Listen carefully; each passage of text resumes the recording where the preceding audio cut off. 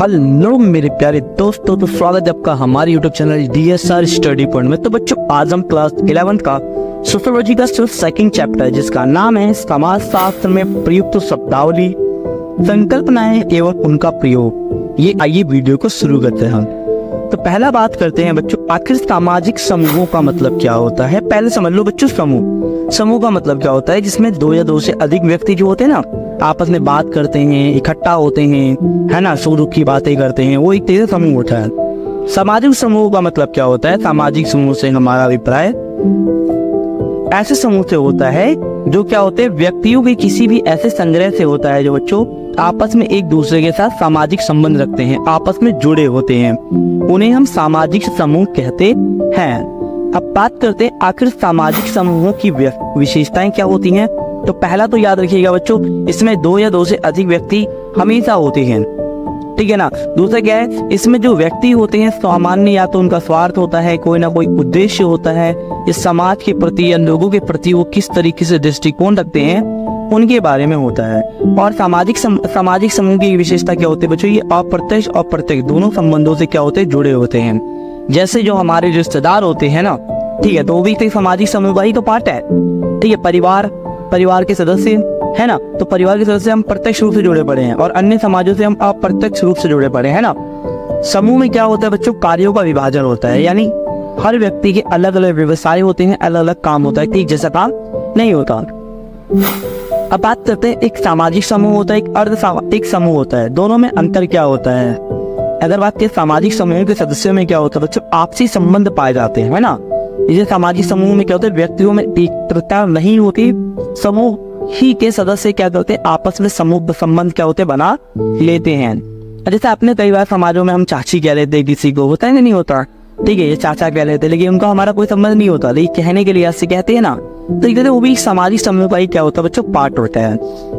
और इसके साथ सामाजिक समूह में हम की भावना पाई जाती है। हम की भावना का मतलब क्या होता है कि यानी हम सभी ने क्या किया, इस समाज का निर्माण किया है, एक इसी कारण व्यक्ति आपस में क्या होते हैं, दूसरे के साथ जुड़े होते हैं, ठीक है ना। और सामाजिक समूह में क्या होता है, हम की भावना के साथ साथ अगर कोई दुखी है, ठीक है ना, तो उनके प्रति लोगों की क्या होता है, हमदर्दी होती है, प्यार होता है ना।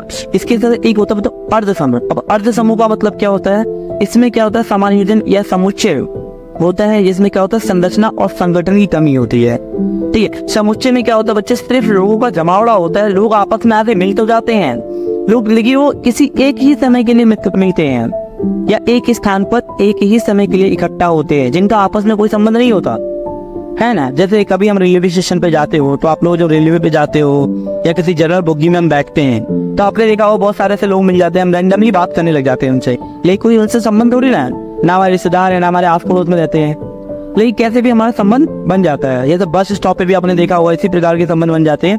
तो ये हमारा एक अर्ध समूह कहलाता है।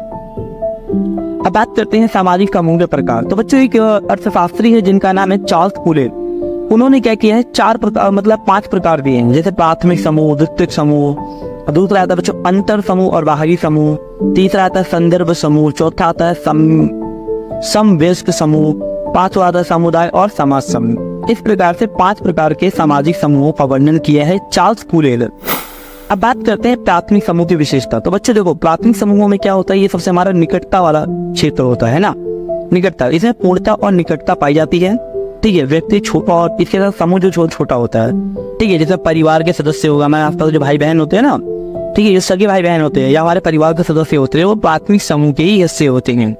या कई बच्चे होते हैं, तो बच्चों का जो खेल का समूह होता है या दोस्तों का जो ग्रुप होता है, वो भी प्राथमिक समूह में आता है। स्थायी पड़ोसी होते हैं, जो हमारे आसपास में जो रहते हैं लोग, स्थायी रूप से उनका घर होता है, तो स्थायी पड़ोसी, तो ये सारे के सारे स्थायी समूह के ही क्या होते हैं बच्चों, अंग होते हैं। अब प्राथमिक समूह की विशेषता क्या होती है, तो बच्चे समूह की लघुता होती है। लघुता का मतलब जो समूह होता है काफी छोटा होता है। कई बार तो इसमें रक्त संबंध भी देखे जाते हैं, ब्लड रिलेशनशिप, जो भाई बहन नहीं होते, ऐसे लोग भी इसमें शामिल होते हैं। संबंधों में निरंतरता और स्थिरता पाई जाती है, यानी कभी ना कभी एक दूसरे की हमें जरूरत पड़ती है। इसके साथ साथ एक जैसा उद्देश्य होता है हम लोगों का, यानी प्राथमिक समूह में क्या होता है, सदस्यों का एक जैसा उद्देश्य या उत्तरदायित्व या रिस्पॉन्सिबिलिटी होती है, ठीक है, सम उद्देश्य होता है ना। तो इस तरीके का क्या होता है बच्चों, सामाजिक समूह होता है। अब बात करते हैं द्वितीयक समूह में, तो इसका अपोजिट करें तो द्वितीयक समूह में क्या होता है बच्चों, इसमें घनिष्ठता की कमी होती है, मतलब ये आपस में इतनी मित्रता से इस तरीके से नहीं जुड़े होते।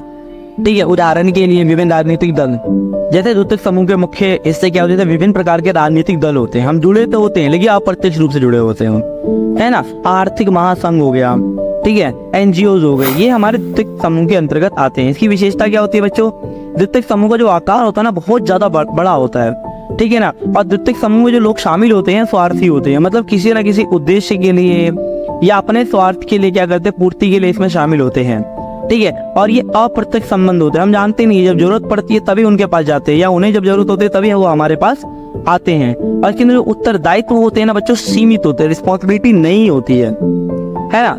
अब आते हैं, एक होता है अंतर समूह और एक होता है बाह्य समूह। अंतर समूह की विशेषता की बात करते हैं तो बच्चों इसमें हम की भावना पाई जाती है कि यानी हमने समाज की भलाई के लिए काम किया, मैंने नहीं, हमने समाज की भलाई के लिए काम किया, हमने इन लोगों को मतलब जो गरीबों की सहायता करी, है ना।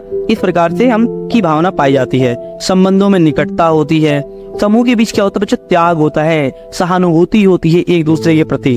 अगर सपोज करो समूह के सदस्यों में क्या हो गया कि अगर कोई व्यक्ति दूसरा दुखी है, ठीक है ना, तो किसी भी तरीके से वो लोग क्या करते हैं, कुछ ना कुछ त्याग करके उसकी सहायता करते हैं। सुख दुख के साथी होते हैं इसमें। अंतर समूह में क्या होते हैं बच्चों, लोग क्या होते हैं, सुख दुख के साथी होते हैं, आंतरिक भावनाएं होती है उन लोगों में। और जो होता है अब होता है बाह्य समूह। अब बाह्य समूह में क्या होता है बच्चों, हम की भावना नहीं होती, मैं की भावना होती है कि भाई सारा चीज मैंने ही किया, सब कुछ मैंने ही किया है। इसीलिए संबंधों में क्या होती है, इसमें दूरी पाई जाती है, ठीक है ना। इसके साथ साथ त्याग और सहानुभूति तो छोड़ ही दो, सिर्फ दिखावा होता है कि हाँ भाई मैं तेरे लिए हूँ, तुझे कभी भी जरूरत पड़े, जैसे दोस्तों में ही होता, अरे भाई मैं आऊँ ना, कई लोग दोस्तों में नहीं, कई सारे ऐसे लोग भी होते रहते, भाई मैं तेरी वक्त पड़ने पे मैं तुम्हारी सहायता करूंगा, लेकिन जब उसे कॉल करते कॉल उठाना ही बंद कर देता है, होता है ना कि नहीं होता। तो त्याग और सहानुभूति औपचारिक ढोंग होता है ना। सुख दुख का बाहरी रूप होता है, दिखावा करते हैं यहाँ लोग। बाह्य समूह में क्या होता है, लोग दिखावा करते हैं, ऐसा वास्तविक तौर पे होता नहीं है। तो ये है बच्चों इस वीडियो का फर्स्ट पार्ट। मैंने जितना कोशिश करी है आप लोगों को इजी वे में समझाने की कोशिश करी है। अगर वीडियो अच्छी लगी हो, इन्फॉर्मेटिव लगी हो, तो बच्चों वीडियो को प्लीज लाइक से